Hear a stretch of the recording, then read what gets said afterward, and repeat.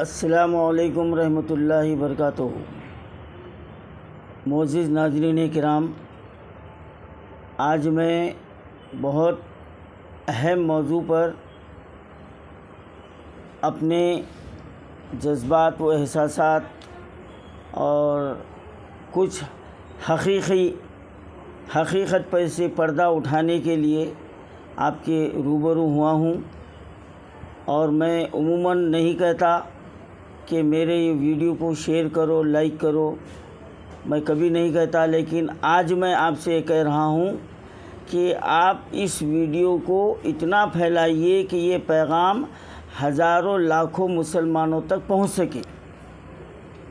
تو یہ صرف میرا اپنا پیغام نہیں ہے، بلکہ یہ شریعت مطہرہ اور انسانوں کی بھلائی کے لیے ہے اور انسانوں کی خدمت کے لیے ہے، اور انسانوں کی خدمت اللہ کے نزدیک سب سے پسندیدہ عبادت ہے، اس سے کوئی انکار نہیں کیا جا سکتا۔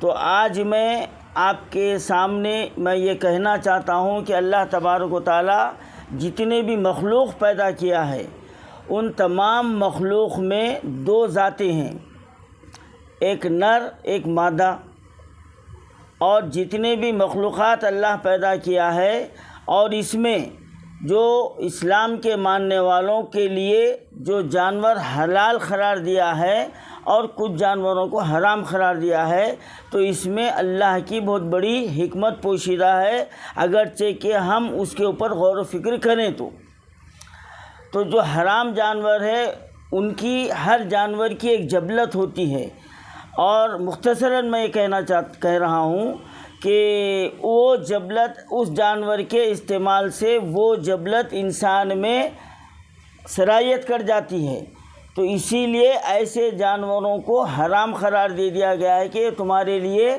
فائدہ مند نہیں ہے، مضر ہے، اور اس جانوروں کو حلال رکھا ہے جس میں آپ کی جبلت نہیں بدلتی، وہ غریب قسم کے ہوتے ہیں، اور وہ اس جانور کا گوشت جو ہے نا انسانوں کے لیے نقصان دہ نہیں ہے۔ ایک مختصر تمہید ہے۔ اب ہمارے پاس جو بیلر نام کا، جو چکن کے نام سے جو آج کل ہر دسترخوان کی جو ہے نا وہ ڈش لازمی ہو گئی ہے، اور اس کو کئی انداز میں اس کو پکا کر جو ہے نا سامنے رکھا جا رہا ہے، اور اس کو ہر طبقے کے لوگ اس کو جو نا شوق سے استعمال کر رہے ہیں۔ اب میں یہاں پر ہمارے مسلمانوں میں دو طبقوں سے میں یہ سوال کر رہا ہوں، ایک مفتیان کرام اور دوسرے مشائخ عظام۔ یہ دو ایک ایسے اہم ہمارے مسلمانوں کے اہم ستون ہیں کہ ان کے سائے میں ہزاروں مسلمان جو ہے نا رہتے ہیں اور ان کی بات کو فالو کرتے ہیں، سنتے ہیں، عمل کرتے ہیں، لیکن آج یہ دونوں بھی اس معاملے میں بالکل خاموشی اختیار کیے ہوئے ہیں۔ اور میں مشائخ عظام کو اس لیے میں خاص طور سے خصوصیت یہ دے رہا ہوں کہ اگر ان کے نام کے ساتھ مولانا نہیں لکھا گیا یا ان کے القابات نہیں لکھے گئے تو ان کو جلال آ جاتا کہ میں جو ہے نا اتنے بڑے خاندان کا ہوں، میں پیر طریقت، رہبر شریعت، فلانے۔ مبارک ہے بھائی، اللہ آپ کو اور القابات سے نوازے، آپ کے چاہنے والے اور القابات لگائے آپ کو، ہم اس کے اوپر کوئی اعتراض نہیں ہے، لیکن آپ جتنے القابات لگا رہے ہیں، جہاں مولانا کا استعمال کر رہے ہیں، علامہ کا استعمال کر رہے ہیں، تو کیا آپ کی یہ ذمہ داری نہیں ہے کہ اپنے پیروکاروں کو حق کی بات بتائے، ان کی رہبری کرے، ان کو حق اور ناحق کی ان کے اندر تمیز پیدا کرے؟ کیا یہ آپ کی ذمہ داری نہیں ہے؟ اب یہاں پر جو بیلر کا گوشت استعمال ہو رہا ہے، میں بحیثیت حکیم پہلے بات یہ کہہ رہا ہوں، میں بحیثیت حکیم اس کے وہ اہم پہلو آپ کے سامنے رکھ رہا ہوں جو آپ کبھی سوچنے کی بھی تصور نہیں کیا، سوچے تک نہیں، بس صرف کھانا ہے، سامنے آ گیا، کھانا ہے، اپنی بھوک مٹانا ہے، ذائقہ بڑھانا ہے۔ اور ایک بات یہ ہو گئی کہ بھائی دوسرے گوشت، بڑے کا گوشت، چھوٹے کا گوشت مہنگے ہو گئے، یہ سستا ہے، اور یاد رکھیے آپ، جو چیز جتنی بیکار ہوتی اتنی وہی چیز سستی رہتی، آپ اس سے انکار نہیں کر سکتے آپ. ہاں، چائنا کا ماڈل ایک دم سستا رہتا لیکن وہ پائیدار نہیں ہوتا. وہ ہمارا انڈیا کا ماڈل آپ لیں گے آپ، برسوں چلتا، مہنگا رہتا. اتنی تو سمجھ بوجھ ہے نا ہمارے اندر. تو ہم جو سستی چیز استعمال کر رہے ہیں تو ہم کبھی غور و فکر کیے کہ اس کے اندر مضر اثرات کیا ہے؟ غور و فکر کیے تو اس میں بڑے بڑے سائنسداں اس پر ریسرچ کیے ہیں، اور آپ کو جو نا بتلایا بھی جائے گا کہ آج جو کینسر کی بیماری ہو رہی ہے یہ چکن کھانے والوں میں زیادہ ہے، پہلی بات. اور دوسری بات یہ ہے کہ یہ جو جانور ہے تھوڑی دور ہی اپنے پیروں پر چل نہیں سکتا، اور اگر آپ اس کو زبردستی آپ اس کے پیچھے بھاگیں گے تو 2-4 قدم پر وہ ہیبت کھا جاتا، اس کو ہارٹ اٹیک آ جاتا، مر جاتا انہیں. تو آج جو انسانوں میں جو ہارٹ اٹیک کی شکایت جو زیادہ بڑھ گئی ہے، ہر عمر کے لوگوں کو ہارٹ اٹیک آ رہا، اس کی ایک وجہ یہ بھی ہے. آپ تحقیق کر لیجئے، آپ ایک وجہ یہ بھی ہے. اور دوسرے اور ایک وجہ اس کے گوشت استعمال کرنے سے ہمارے جسم میں جو خارش پیدا ہو رہی ہے، کھجلی پیدا ہو رہی ہے. ہاں، لوگ پریشان ہیں لیکن کھانا نہیں چھوڑتے. یہ ایک مرض ہے. اور اس سے اہم بات آپ کو میں بتلا رہا ہوں، جیسا کہ میں نے پہلے کہا کہ اللہ تعالیٰ ہر جاندار کو، ہر جانور کی 2 ذاتیں بنایا ہے، ایک نر ایک مادہ. کیا کوئی بول سکتا ہے کہ بائلر نر ہے یا مادہ ہے؟ یہ مرغا ہے یا مرغی ہے؟ نہیں ہے، دونوں بھی نہیں ہے. یہ دونوں بھی نہیں ہیں. اب انسانوں میں جو عورت نہیں ہے، جو مرد نہیں ہے، اس کو کیا بولتے ہیں صاحب؟ ہجڑا بولتے ہیں نا. تو یہ ہجڑے ہے. یہ غور سے سنیے میری بات. اور یہ ہجڑے ہیں. اب یہ ہجڑے کا گوشت جو ہے نا جب استعمال کر رہے ہیں تو آج دیکھیے نوجوان نسلوں میں مردومی کی کمی جو ہے نا واقع ہوتی جا رہی، اور کئی جو ہے نا نوجوان اولاد جیسی نعمت سے بھی محروم ہیں. یہ بڑی میں خاص بات بتا رہا ہوں، میں طب کی بات بتا رہا ہوں میں آپ کو، کیونکہ یہ نہ عورت ہے نہ مرد ہے یہ. ہاں، اور دیکھیے آپ اس کے گوشت کے استعمال سے آج بے حیائی بڑھ رہی ہے.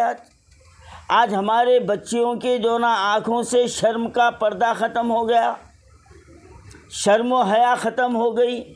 اور آپ تحقیق کر کے دیکھیے اس کی ایجاد کس نے کیا. یہ یہود و نصارہ کی سازش ہے، یہ کہ ایسے جانور کو ایجاد کیا جائے جو مسلمانوں کا اصل ان کا جو ایمانی جذبہ ہے وہ کمزور پڑ جائے. ہاں، اب اور ایک اہم بات، اب میں سائنس کی بات کہہ رہا ہوں کہ اس جانور کو جب چھوٹا بچہ اس کو جو ہوتا ہے تو اس کو 1.5 مہینے میں بڑا کر دیا جاتا، کھانے کے قابل لا لیا جاتا. انجیکشنوں سے اس کی افزائش ہو رہی ہے. کیا اس کو جو فیڈ کھلائی جا رہی ہے آپ اس کے اوپر غور و فکر کریں. آپ کیا کھلایا جا رہا؟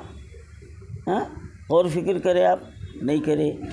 اور جیسا کہ بھینسوں میں ہے، جرسی گائے ہے، تو وہ جو ہے نا کسی بیل کے DNA کو لے کے جو ہے نا بھینس کے جو ہے نا رحم میں ڈالا جاتا ہے تو وہ حلال ہے. لیکن یہ اس کی پیدائش کیسا ہوئی بھائی؟ اللہ فرما رہا وَيَتَفَكَّرُونَ فِي خَلْقِ السَّمَاوَاتِ وَالْأَرْضِ. غور و فکر کرو، جو چیز سامنے آ جائے حلال بول کے کھانا مت شروع کرو، اس کے اوپر تحقیق کرو، ریسرچ کرو، معلومات کرو. آج کر رہا مسلمان. ارے عام مسلمان تو چھوڑ دو آپ، آج فتوے دینے والے کیوں خاموش بیٹھے ہوئے ہیں؟ کیا اللہ تعالیٰ آپ سے نہیں پوچھیں گا؟ اور ایک بات، اب میں اندر کا اس کے DNA کے اوپر بحث نہیں کروں گا صاحب. اب آپ کا کام ہے اس کے اوپر تحقیق کر لینا، کیونکہ میں یہاں فتویٰ دینے کے لیے اور حرام حلال کہنے کے لیے نہیں بیٹھا ہوں میں. اب اس کے لیے یہ دونوں کے اوپر ذمہ داری ہے، علماء اور مشائخ. اب یہ جو ہے نا اپنا فیصلہ سنانا کہ واقعی اس جانور سے، اس پرندے، اس سے جو بائلر، جو چکن جس کو کہا گیا ہے، کیا یہ جائز کے زمرے میں آتا ہے یا حلال کے زمرے میں آتا ہے یا حرام کے زمرے میں آتا؟ آپ کا کام ہے، میرا کام نہیں ہے. یہ میرا کام نہیں ہے. اب میں صرف ایک بات کی نشاندہی کرتے ہوئے اپنی بات کو ختم کر رہا ہوں. اب فیصلہ آپ کے ہاتھ میں چھوڑ رہا ہوں۔ آج شادیوں کے لیے 5 کنٹل 10 کنٹل کا آرڈر دیا جاتا، اور بڑے بڑے جو ہے نا فارم ہاؤسوں میں اس کی افزائش کی جا رہی ہے۔ آپ وہاں پر کھڑے ہو کر دیکھیے کہ جانور کو حلال کرنے کی اسلامی شرائط کیا ہے۔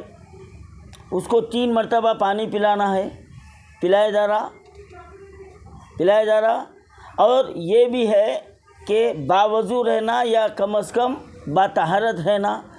کیا یہ ذبح کرنے والا وضو سے تو چھوڑ دیو آپ، کیا نہیں باطہارت بھی رہتا؟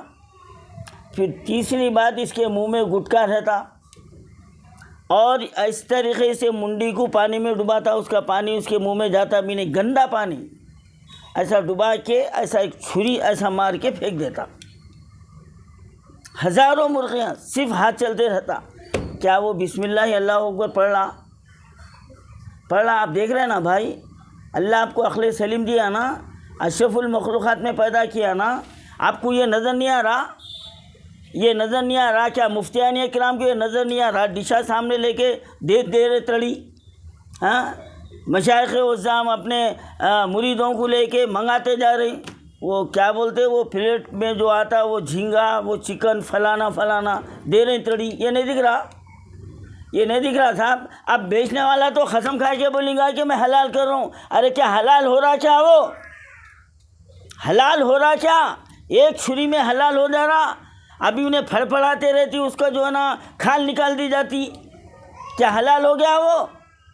اس کو پانی پلایا گیا؟ اور پھر جو ہے نا ایک چھری میں وہ صرف رگ کٹتی نہیں معلوم یا منڈی الگ ہوتی نہیں معلوم، ڈرم میں پھینک دیتا انہیں۔ تو پھر جھٹکے میں اس میں فرق کیا ہے صاحب؟ اب کون سا بیپاری اتنا جو نا ایماندار ہے جو منڈی الگ ہوگی تو بازوق رکھ دیں گا؟ ہے کیا؟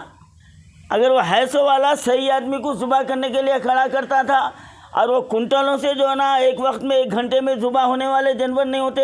اللہ عقل دیا نا، سوچو ذرا، سمجھ دیا نا، دماغ کو استعمال کرو۔ یہ حلال ہوا؟ میں مفتیوں سے پوچھ رہا ہوں، میں مشائخ عظام سے پوچھ رہا ہوں، کیا یہ اس طریقے سے یہ ذبیحہ حلال ہے؟ ارے غیر قوم کاٹا تو وہ حرام ہے، پھر یہ کیا ہے؟ میں یہ پوچھنا چاہ رہا ہوں۔ یہ اپنی آنکھوں سے دیکھ رہے ہیں نا آپ، پھر بھی استعمال کر رہے ہیں، پھر بھی جو ہے نا اپنے ایمان کو ختم کر رہے ہیں۔ علامہ اقبال نے فرمایا، اے طائر لاہوتی، اس رزق سے موت اچھی جس رزق سے آتی ہے پرواز میں کوتاہی۔ آج نہ نمازوں میں اخلاص ہے، نہ روزوں میں اخلاص ہے، نہ حج و عمرے میں جو ہے نا اخلاص ہے۔ آج ہے؟ نہیں ہے۔ ایک لقمہ حرام 40 دن کی عبادت کو ضائع کر دیتا ہے۔ کہاں ہے مسلمان؟ پوچھ رہا ہوں میں اب، کہاں ہے؟ کیا پیٹ ہمارا اسی چیز سے بھرے جانے والا ہے؟ غور کریے میرے بھائی، میں کوئی فتویٰ نہیں دے رہا ہوں، یہ اس کی ذمہ داری یہ دونوں پر ہے، اور بروز محشر یہ طبقہ اللہ کے پاس جواب دار رہیں گا۔ بروز محشر مفتیان کرام، آج کوئی امام صاحب جو ہے نا مسجد میں نہیں بولتے، کئی کو نوکری جاتی، آج مفتی صاحب فتویٰ نہیں دیتے، کئی کو مفتی صاحب کو پکڑ لیتے نا۔ ارے بڑے بڑے جو ہے نا دھارکاریاں ہیں اس کے اندر۔ اور آپ کو معلوم ہے کہ یہ جو جتنے جو ہے نا یہ فارم ہاؤساں ہیں بڑے بڑے، اب یہ چلر کا جو ہے نا 1500 کے فارم ہاؤسوں والوں کو تو چھوڑ دو، اب اس میں ہمارے لوگ مل جائیں گے، لیکن اس کے جو فاؤنڈراں ہیں سگنا وغیرہ، یہ کس کے ہے بھائی؟ کرے تحقیق کرے ان کے پاس۔ ارے جو گوبر کھاتے ہیں، جو پیشاب پیتے ہیں، وہ لوگ جانوروں کو حلال کھلائیں گے؟ یہ بھیجا کہاں گیا تمہارا آخر؟ اور ہمارے بچپنے میں جو ہماری جو دیسی مرغی ہوتی تھی، اس کو جب ذبح کیا کرنے کے لیے اس کو تو پہلے 3 دن جو ہے نا گھر میں بند کر کے رکھتے تھے اس کو، اور اس کو اناج کھلایا جاتا تھا کیونکہ وہ بھی غلاظت کھاتی۔ 3 دن کے بعد اس کو ذبح کیا جاتا تھا۔ آج کیا ہے؟ صبح میں لا رہے ہیں فارم ہاؤس سے، ڈال رہے ہیں، پھینک رہے ہیں، پھر بڑے مزے سے کھا رہے ہیں، پھر بول رہے ہیں ہماری دعا قبول نہیں ہو رہی۔ کہاں سے ہوں گی؟ یہ قبول ہونے والی نہیں ہے، جب تک کہ اپنی غذا میں شفافیت نہیں لائیں گے، حرام و حلال کی تمیز پیدا نہیں کریں گے، اور جس کے اوپر قوم کی ذمہ داری ہے وہ حق کی آواز نہیں اٹھائیں گے، قوم اسی طرح بربادی کے راستے پر رہیں گی، قوم پر اسی طرح ظالم و جابر جو ہے نا حکمران مسلط ہوتے رہیں گے، اور ہمارے مذہب پر حملہ ہوگا، ہمارے رسول کی شان میں گستاخی ہوتے رہیں گی، لیکن ہمارا ضمیر زندہ نہیں ہوگا، ہمارا ضمیر زندہ نہیں ہوگا۔ کیوں نہیں ہوگا؟ اب یہ فیصلہ آپ کو کرنا ہے، اب اس کے آگے مجھے کچھ کرنا نہیں۔